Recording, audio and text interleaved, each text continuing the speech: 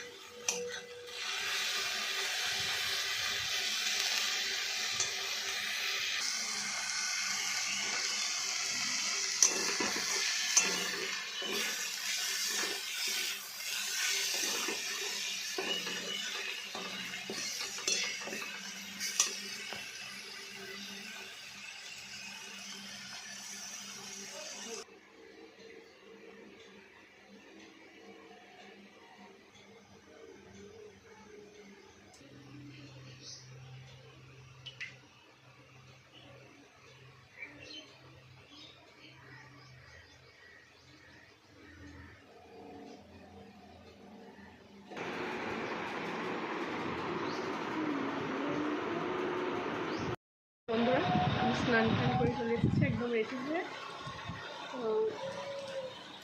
তো ভাতটা বসিয়ে যায়নি, ভাতটা এসে বসালাম।